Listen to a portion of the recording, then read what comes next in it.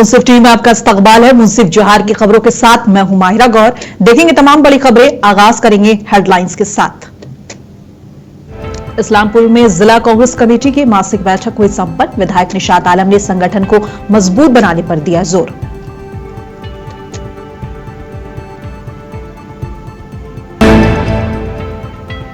जामताड़ा में राष्ट्रीय विधिक सेवा दिवस पर चलाया गया जागरूकता अभियान। जरूरतमंदों को मुफ्त कानूनी सहायता की दी गई जानकारी। और हजारीबाग पुलिस को मिली बड़ी कामयाबी। नशे का कारोबार करने वाले 4 आरोपी अरेस्ट। 42 लाख की अफीम जब्त।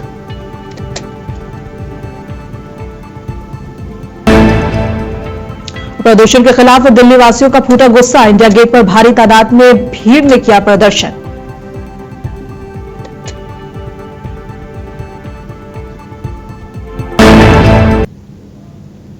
और ग्राम इस्लामपुर में विधायक निशात आलम ने के घर पर जिला कांग्रेस कमेटी की मासिक बैठक की गई। इस बैठक की अध्यक्षता जिला कांग्रेस अध्यक्ष बरकतुल्लाह खान ने की। इस मौके पर साहिबगंज जिला के प्रभारी और पाकुड़ के विधायक निशात आलम भी मौजूद रहे। इस दौरान बैठक में पार्टी के संगठन, क्षेत्र में चल रही गतिविधियों और जमीनी स्तर पर कांग्रेस को मजबूत करने के मुद्दों पर चर्चा की गई। विधायक निशात आलम ने संगठन को और मजबूत करने के लिए कई जरूरी सुझाव दिए और कार्यकर्ताओं से क्षेत्र में मुद्दे पर सक्रिय होकर काम करने की अपील की।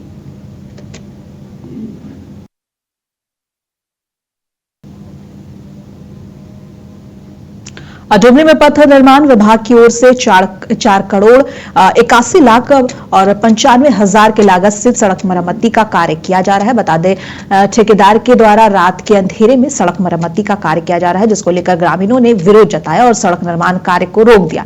ग्रामीणों का कहना है कि सड़क निर्माण में सही तरह के काम नहीं किए जा रहे, जिसके कारण संवेदक रात से अंधेरे में जैसे तैसे काम कर भागना चाह रहे हैं। विरोध कर रहे ग्रामीणों ने कहा कि जिस तरह सड़क मरम्मती का कार्य किया जा रहा है, ये सड़क एक बरसात भी नहीं झेल पाएगा।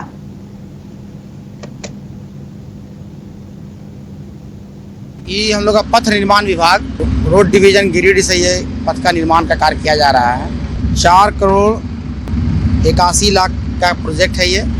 इसमें हमको डीबीएम करना है 50 mm और इसके ऊपर एक बीसी का लेयर होगा 30 mm का। और उसके बाद फिर हम लोग जो फ्लैंक में जो पेवर ब्लॉक है, उस पेवर ब्लॉक को हम लोग डिसमेंटल करेंगे और फिर उसमें जीएसबी का मटेरियल डाल करके फिर उसमें कुछ नया और कुछ जो स्क्रैप मटेरियल इसका बचेगा उसको भी हम लोग लेइंग करेंगे। ऑलरेडी ये रफ है रोड हम लोगों का, है ना।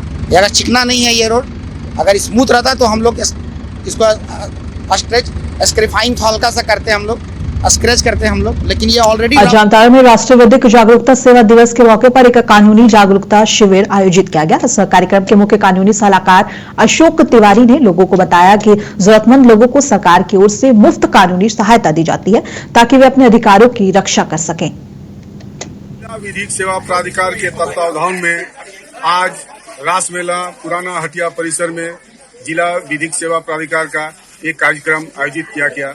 इस कार्यक्रम का मुख्य उद्देश्य है कि वैसे गरीब लोग जो जेल में हैं, जो वकील रखने में सक्षम नहीं है, जिसका कोई देखभाल करने वाला नहीं है, उसको कानूनी सहायता मुफ्त में दिया जाता है। इसके अलावा और भी आम आदमी जो किसी कानूनी समस्या से जूझ रहे हैं, जिसको खर्च नहीं अपना पैसा से वो कानूनी सहायता ले सके, वो इस प्लेटफॉर्म पर जिला विधिक सेवा प्राधिकार के सचिव महोदय के पास अपना आवेदन देकर उसका मुफ्त में लाभ उठा सकते हैं। और ये आम लोगों के लिए जो माननीय सुप्रीम कोर्ट के द्वारा यह शुरू किया गया है, जिसके तहत बहुत लोगों को अभी तक 8 लाख लोगों को इसका लाभ मिल चुका है। और हमारे इस जामताड़ा शहर में जो गरीब और असहाय लोग हैं, जिसको कानूनी सहायता की सख्त जरूरत है, लेकिन वो किसी कारण से पैसे के अभाव में कानूनी सहायता नहीं ले पाते हैं, तो हमारे जिला विधिक सेवा प्राधिकार में सिविल कोर्ट में परिसर में ही एक परामर्श केंद्र है, सहायता केंद्र।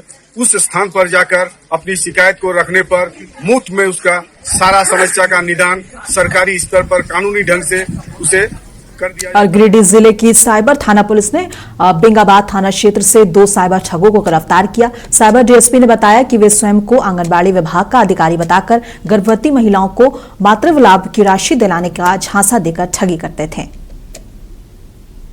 साहब को मिली गुप्त सूचना के आधार पर बेंगाबाद थाना क्षेत्र के शहरपुरा गांव के आसपास जंगल में साइबर अपराधियों के बारे में सूचना प्राप्त हुई थी। उक्त के आलोक में साइबर थाना प्रभारी के नेतृत्व में टीम गठित कर त्वरित कार्रवाई करते हुए इन 2 साइबर अपराधियों को धर दबोचा गया, जो अपने एक्सेप्ट भी किया इन लोग कि लोग आंगनबाड़ी का अधिकारी बन करके गर्भवती महिलाओं को के मोबाइल नंबर पर कॉल कर उसको मातृत्व लाभ देने के नाम पर उन लोगों से ठगी करते थे। दोनों है, एक है शंकर कुमार वर्मा, दूसरा धनुषधारी प्रसाद वर्मा। दोनों बेंगाबाद थाना इलाका लछुआडी का रहने वाला है। कोर्ट तो नहीं है, लेकिन इनका बहुत ही ज़्यादा ठगी की शिकायत इन लोग के बारे में पहले से भी हम लोग को मिल रही थी। हम लोग अपना और हजारीबाग पुलिस ने नशा के व्यापारियों के खिलाफ बड़ी कार्रवाई करते हुए 42 लाख रुपए से अधिक मूल्य का अफीम बरामद किया। एसडीपीओ ने बताया कि मामले में 4 तस्करों को गिरफ्तार भी किया गया है। हजारीबाग पुलिस के द्वारा अफीम एवं अन्य नशीले पदार्थ के खिलाफ चलाए जा रहे अभियान में कल पुलिस अधीक्षक महोदय को यह सूचना प्राप्त हुई कि कुछ लोग अफीम की तस्करी कर रहे हैं। इसके बारे में जो भी जानकारी प्राप्त हुई उस बेसिस पे अपर पुलिस अधीक्षक अमित कुमार पुलिस मुख्यालय के द्वारा एक टीम गठित की गई, जिसमें चुरचू सर्किल की पुलिस इंस्पेक्टर विद्यावती ओधर, थाना प्रभारी मुफस्सिल रोशन और एवं मुफस्सिल थाना के सशस्त्र बल एवं अन्य जेएसआई पदाधिकारी का एक टीम बनाया गया, जिनके द्वारा मुकुंदगंज में टोयोटा शोरूम के पास अफीम तस्कर के होने की सूचना प्राप्त हुई। जब वहां गया तो उनको देख के कुछ लोग भागने लगे। जब उनको सकुशल बल के द्वारा पकड़ा गया एवं उनकी जांच की गई, तब जाके उनके पास से हमें कुल मिला के 8.2 किलो अफीम, जो कि 4 बैग में इनके पिट्ठू बैग में रखे हुए थे, और 4 पीस मोबाइल का प्राप्त हुआ तलाशी में। ये चारों लोग रामगढ़ से ट्रेन पकड़ के हरियाणा एवं पंजाब के लिए प्रस्थान करने वाले थे। इन चारों का नाम है सचिन मेहता, ननकुर ठाकुर, राकेश कुमार मेहता एवं अनिल दांगी। इसी संदर्भ में मुफस्सिल थाना में कांड संख्या 187/25 दर्ज किया गया, जिसपे एक कार्रवाई की गई। हजारीबाग पुलिस के द्वारा अफीम एवं अन्य नशीले पदार्थ के और राष्ट्रीय कानूनी सेवा दिवस के अवसर पर हजारीबाग के यूनिवर्सिटी लॉ कॉलेज में लीगल अवेयरनेस कैंप का शुभारंभ किया गया। कैंप का शुभारंभ जिला सत्र एवं प्रधान न्यायाधीश रंजीत कुमार ने किया। इस कार्यक्रम में काफी संख्या में लॉ के विद्यार्थी उपस्थित रहे। इस मौके पर सत्र न्यायाधीश ने कहा कि राष्ट्रीय विधिक सेवा दिवस पर देश के सभी नागरिकों को उचित, निष्पक्ष और न्याय प्रक्रिया सुनिश्चित करने के लिए जागरूक किया जाता है।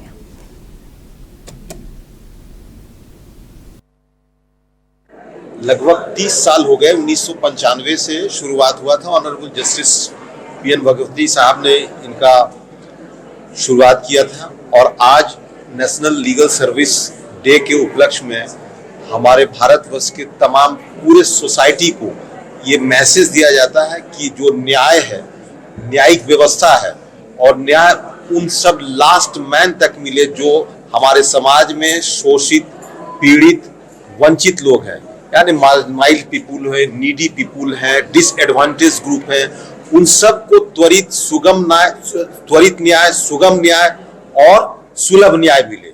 ये हमारा उद्देश्य है।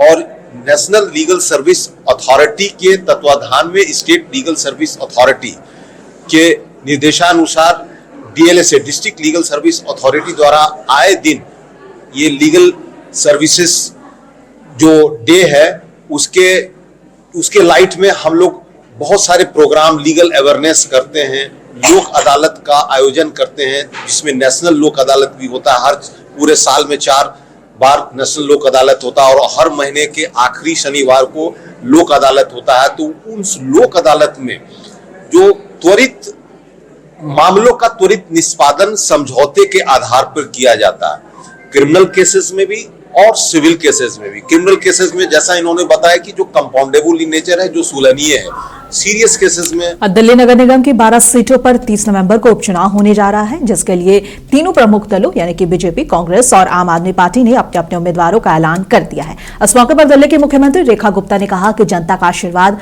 जनता का स्नेह, जनता के प्रति सेवा भाव हमारा काम है। हम दिल्ली की 12 सीटों पर चुनाव लड़ेंगे। दिल्ली जिन परिस्थितियों से सालों से जिसका विकट परिस्थितियों का सामना कर रही है, अब धीरे धीरे उनके समाधान का समय आ गया है। इन 12 सीटों पर बीजेपी का विजय होना जरूरी है। इससे पहले की सरकारों ने केवल राजनीति की है।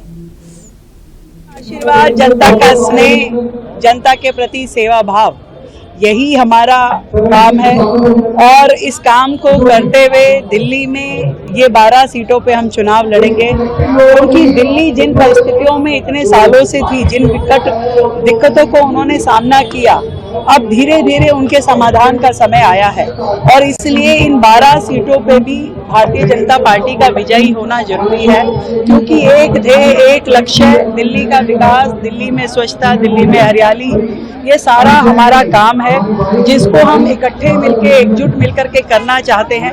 इससे पहले की सरकारों ने केवल यहाँ राजनीति करी, इतने साल, 11 साल उन्होंने यहाँ बर्बाद कर दिए। हम चाहते हैं कि दिल्ली का प्रत्येक वार्ड सुंदर बने, बेहतर बने और वहाँ विकास कार्य हो। जनता का आशीर्वाद, जनता। और राजधानी दिल्ली में हवा बेहद जहरीली हो चुकी है। दिल्ली में बढ़ते प्रदूषण के मुद्दों को लेकर लोगों ने इंडिया गेट पर प्रदर्शन किया। बता दें, दिल्ली में कई इलाकों में AQI 400 के पार पहुंच चुका है।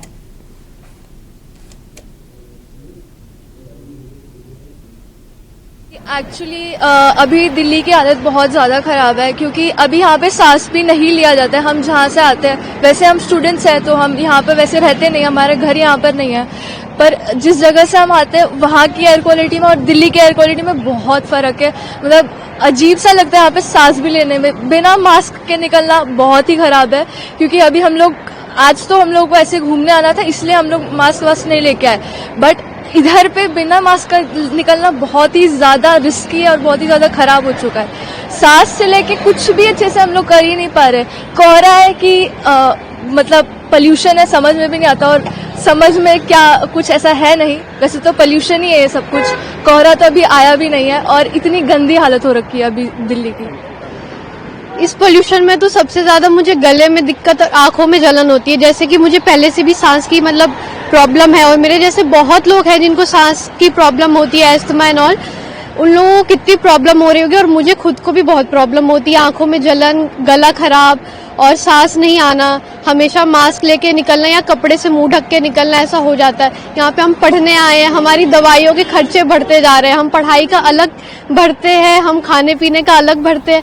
हमारे दिल्ली में आप दिल्ली अध्यक्ष सौरभ भारद्वाज ने कहा, प्रदूषण की समस्या दिल्ली और उत्तर भारत के लिए नई नहीं है। लोगों, खासतौर पर बुद्धिजीवी लोगों ने नाराजगी इस बात पर की है कि सरकार लोगों को धोखा दे रही है, आंकड़ों में फर्जीवाड़ा कर रही है। जैसे ही प्रदूषण बढ़ता है वैसे ही सरकार AQI मॉनिटर स्टेशन बंद कर देती है। जहां जहां AQI ज्यादा है वहां वहां AQI मॉनिटर स्टेशन के आसपास छिड़काव किया जा रहा है। लोग परेशान हैं और लोग इस चीज को देखकर स्तब्ध हैं कि बड़े बड़े संस्थान इस फर्जीवाड़े में लगे हुए हैं और खुलेआम ये फर्जीवाड़ा चल रहा है। सरकार का इरादा प्रदूषण कम करने का बिल्कुल नहीं है, बल्कि उस आंकड़े को छुपाने का है। पोल्यूशन की समस्या दिल्ली और उत्तर भारत के लिए नई नहीं है, मगर लोगों में, खास तौर पे पढ़े लिखे लोगों में, बुद्धिजीवी लोगों में गुस्सा इस बात का है कि सरकार लोगों को धोखा दे रही है, सरकार डेटा की फजिंग कर रही है, सरकार AQI के आंकड़ों में फर्जीवाड़ा कर रही है। जैसे ही पोल्यूशन बढ़ता है, सरकार जो है AQI मॉनिटरिंग स्टेशन बंद कर देती है ताकि AQI की कैलकुलेशन के अंदर बढ़ी हुई रीडिंग्स ना आए। जहां जहां पे भी प्रदूषण ज्यादा है वहां पे AQI मॉनिटरिंग स्टेशंस के ऊपर दिन रात छिड़काव करी जा रही है ताकि AQI आर्टिफिशियली डेटा के हिसाब से कम हो जाए। मगर आप सोचिए कि जो लोग खांस रहे हैं, जुकाम है, बुखार है, आंखों में जलन है, अस्थमा हो रहा है, लंग्स के अंदर इन्फेक्शन हो रहा है, एलर्जी हो रही है, वो तो इन आंकड़ों से कम नहीं हो रही। तो लोग परेशान हैं और लोग इस चीज को देख के स्तब्ध हैं, शॉक्ड हैं कि कोई सरकार, डीपीसीसी, सीपीसीबी जैसी एजेंसीज जिनका काम है प्रदूषण को कम करना, वो बड़ी बड़ी एजेंसीज फर्जीवाड़े के अंदर लगी हुई हैं। और गोरखपुर में उत्तर प्रदेश के मुख्यमंत्री योगी आदित्यनाथ ने कहा 31 अक्टूबर का दिन राष्ट्रीय एकता दिवस के रूप में मनाने का प्रारंभ हुआ है। जब गुजरात के मुख्यमंत्री के रूप में प्रधानमंत्री नरेंद्र मोदी कार्य कर रहे थे, तब उन्होंने नर्मदा नदी पर जो सबसे बड़ा बांध बनाया था, उसका नाम सरदार सरोवर रखा। सरदार सरोवर बांध के माध्यम से उन्होंने एक ऐसे स्थल को जो वीरान था, उसको आज दुनिया के एक बेहतरीन पर्यटन स्थल के रूप में स्थापित कर दिया है। अक्टूबर की तिथि राष्ट्रीय एकता दिवस के रूप में आयोजित होना प्रारंभ हुआ है। याद करिए, जब गुजरात के मुख्यमंत्री के रूप में आदरणीय प्रधानमंत्री जी कार्य कर रहे थे, तब उन्होंने नर्मदा नदी पर जो सबसे बड़ा डैम बनाया था, उसका नाम सरदार सरोवर रखा। सरदार सरोवर डैम के माध्यम से उन्होंने एक ऐसे स्थल को जो वीरान था, आज देश और दुनिया का एक बेहतरीन टूरिज्म के डेस्टिनेशन के रूप में स्थापित कर दिया। कारण है, लौह पुरुष सरदार वल्लभ भाई पटेल की जो प्रतिमा है, दुनिया की जितनी भी प्रतिमाएं अब तक बनी हैं, उन सब में सबसे विशाल और विराट प्रतिमा केवड़िया गुजरात में सरदार सरोवर के तट पर लगी है।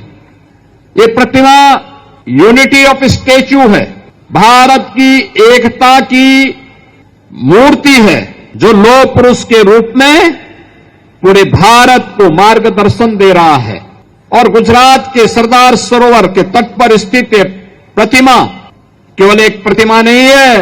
याद करिए, जब मोदी जी मुख्यमंत्री थे, गुजरात के मुख्यमंत्री के रूप में उन्होंने पूरे देश से भारतीय जनता पार्टी और उसके आनुषंगिक संगठनों से 2013 में अन्नदाता किसानों से, श्रमिकों से, नागरिकों से लोहा एकत्र करवाया था।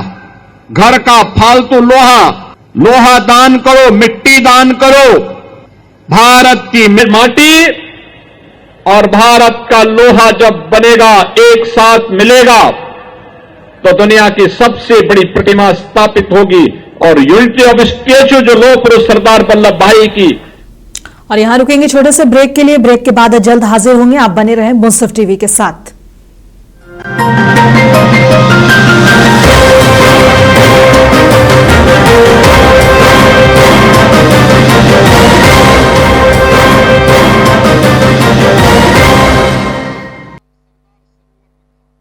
नाजरीन, दुनिया भर में अब आप घर बैठे अपने मोबाइल पर मुंसिफ टीवी देख सकते हैं, क्योंकि आपका पसंदीदा मुंसिफ टीवी अब 20 से ज्यादा टॉप ओटीटी प्लेटफॉर्म पर मौजूद है, जैसे टाटा पिंच, Airtel Stream, Google Play Store, Sony TV, Amazon Fire TV, OTT Play, Watcho app, Jio TV, VI Movies, Android TV और एपिक ऑन वगैरह।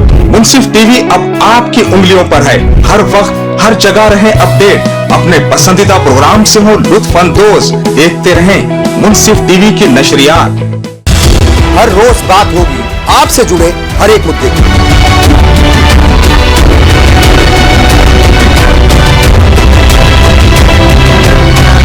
ये सवाल तो उठ रहे हैं कि आप सिस्टम से चलाएंगे, संविधान से चलाएंगे, परंपराओं से चलाएंगे, या फिर जो है हक धर्मिता से चलाएंगे। भारतीय जनता पार्टी अपने स्टाइल में काम करेगी। आप ये सोचें कि आपकी अपनी जो पर्सनल रूल बुक है उसके अनुसार भारतीय जनता पार्टी सरकार चलेगी, तो उसको भूल जाए। प्रकृता के साथ में कह रहा हूँ, मुसलमानों को कांग्रेस ने पंचर बनाने के लिए सड़क पर छोड़ रखा था। वो 60 साल तक उनका वोट लेते रहे।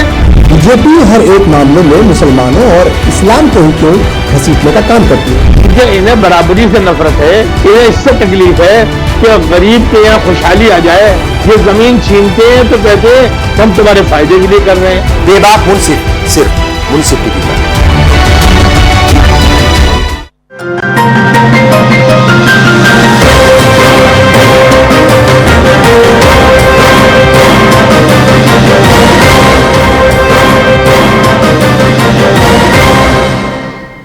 और हाजिर हैं ब्रेक के बाद खबरों के सिलसिले में आगे बढ़ते हैं। बताते चले कि बिजनौर के कीरतपुर स्थित रामा डिग्री कॉलेज में परीक्षा के दौरान बीसीए छात्र को अगवा करने की कोशिश की गई। कुछ युवकों ने उसे क्लास से जबरन बाहर ले जाने का प्रयास किया। विरोध करने पर मारपीट और जान से मारने की धमकी दी। छात्र का कहना है कि आरोपियों के पास हथियार थे। घटना सीसीटीवी कैमरे में कैद हो चुकी है। पुलिस ने तहकीकात शुरू कर दी है और इसको लेकर जांच की जा रही है।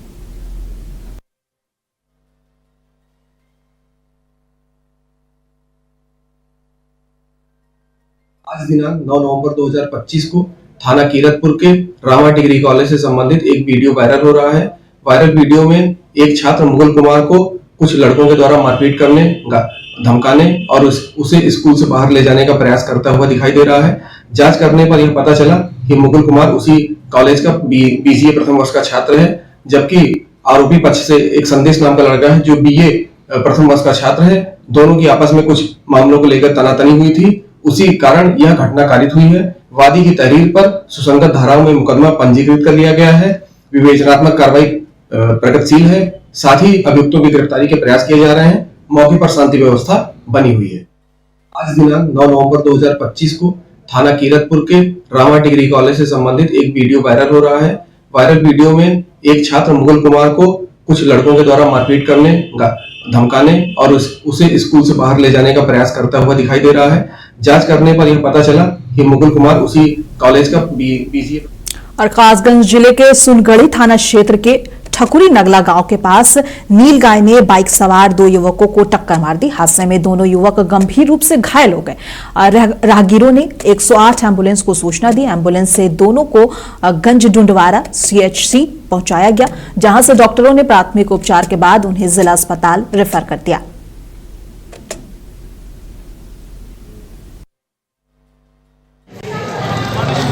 ये गंडुलवारा से नवाबगंज नगरिया जा रहे थे। ठकुरी नगरा पर इनकी नीलगाय से टक्कर होगी। क्या लोग थे? 2। किस चीज पे थे? बैग पे। फिर आपने कहाँ लाया? एम्बुलेंस से अस्पताल।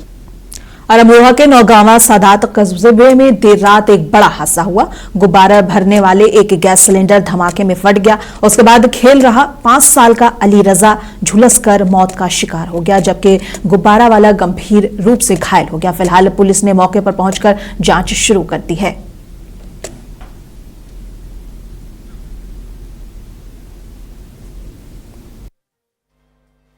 सर, ये जो सिलेंडर होते हैं जिससे गैस गुब्बारे भरे जाते हैं, हमारे घर का परिवार का एक छोटा सा मासूम वो गुब्बारे लेने के लिए गया था। अचानक हादसा ऐसा हुआ कि वो सिलेंडर ही फट गया और वारदात के मौके पर उस मासूम बच्चे की मौत।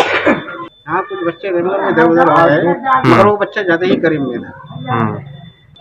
अब क्या कहें, उसके साथ भी वारदात होती है।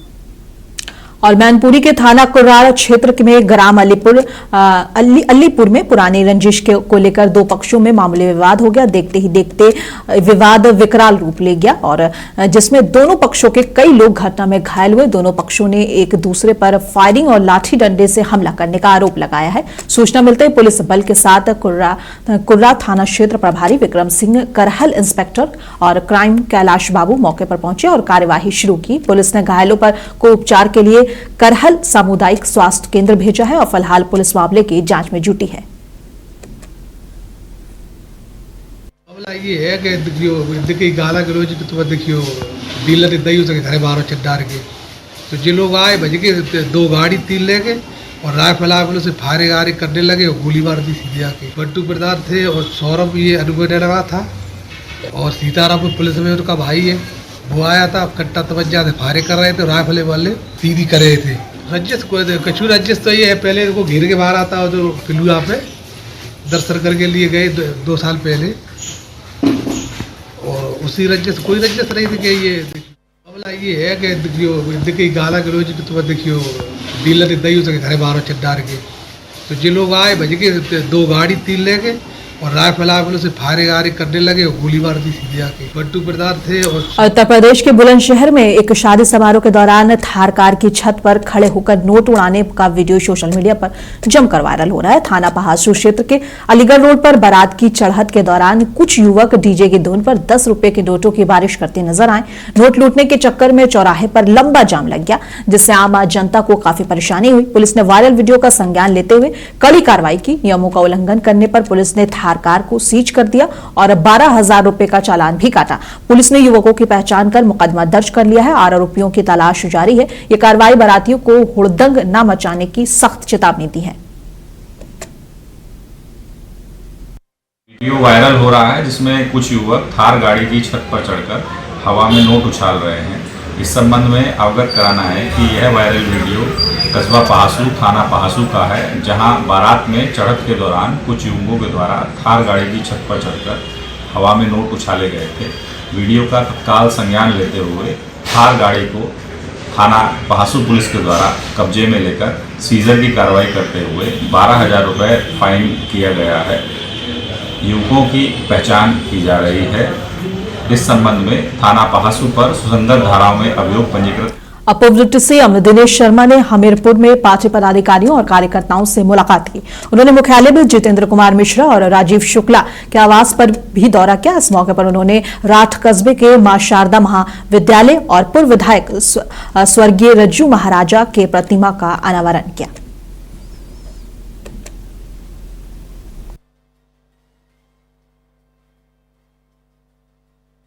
आज हमारे रज्जू दौलिया जी हमारी पार्टी के कार्यकर्ता भी थे और मेरे व्यक्तिगत प्रिय अनुज की तरह थे, सांसद थे यहाँ के।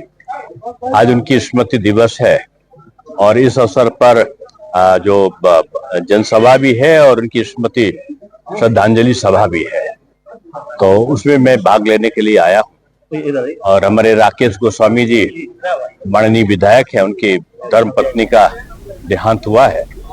और रायपुर में छत्तीसगढ़ के मुख्यमंत्री विष्णुदेव साय ने national super cross bike racing championship के आयोजन पर कहा कि ये जो छत्तीसगढ़ मोटर स्पोर्टर्स एसोसिएशन द्वारा national super cross bike racing championship का आयोजन किया गया है वह बहुत ही अद्भुत है। ये स्टेडियम खचाखच भरा हुआ है और हजारों की संख्या में यहाँ दर्शक मौजूद हैं और इसमें विदेशों से भी बाइकर्स आए हैं और हम उनका भारत और छत्तीसगढ़ में स्वागत करते हैं। इस आयोजन का मुख्य उद्देश्य सड़क सुरक्षा का संदेश देना है। चल रहा है, रजत जयंती वर्ष है। 1 नवंबर को स्थापना दिवस मनाए, जिसमें हमारे देश के यशस्वी प्रधानमंत्री जी पधारे थे। हमारे नवनिर्मित विधानसभा भवन का भी लोकार्पण किए, राज्योत्सव का भी शुभारंभ किए और 5 को समापन में हमारे देश के वाइस प्रेसिडेंट उपराष्ट्रपति जी आए थे। और उस दिन भी छत्तीसगढ़ के लोगों ने सूर्य किरण एरोबेटिक शो देखा, वो भी बहुत अद्भुत था। और उसमें गौरव की बातें थी कि हमारे छत्तीसगढ़ का गौरव पटेल स्क्वाड्रन लीडर के रूप में शामिल थे, जो छत्तीसगढ़ का नाम रोशन कर रहे हैं। और मैं समझता हूं आज जो छत्तीसगढ़ के मुख्यमंत्री विष्णुदेव साय ने मीडिया से खिताब करते हुए कहा कि सरदार पटेल का 150वां जयंती वर्ष चल रहा है। इस वर्ष को हम भारत पर्व के रूप में मना रहे हैं और स्टैच्यू ऑफ यूनिटी पर आज छत्तीसगढ़ के लिए दिन निर्धारित है। हम वहां जा रहे हैं। कल अहमदाबाद के इन्वेस्टर कनेक्ट आयोजन है, वहां के उद्योगपतियों से मुलाकात होगी। हम उन्हें छत्तीसगढ़ में निवेश के लिए आमंत्रित करेंगे।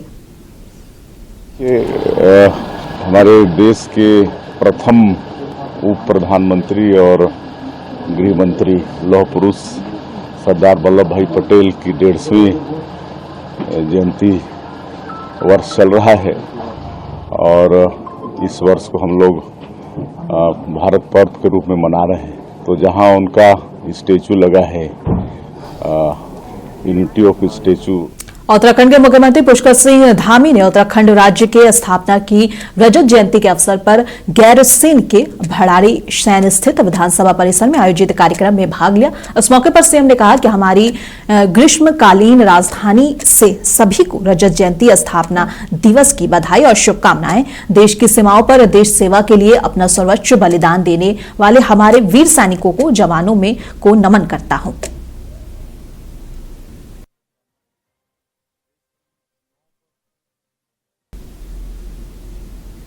और मुंसिफ जौहर की खबरों में बस इतना ही। कल फिर मिलेंगे इसी वक्त, तब तक के लिए देश दुनिया के तमाम खबरों के लिए बने रहे मुंसिफ टीवी के साथ।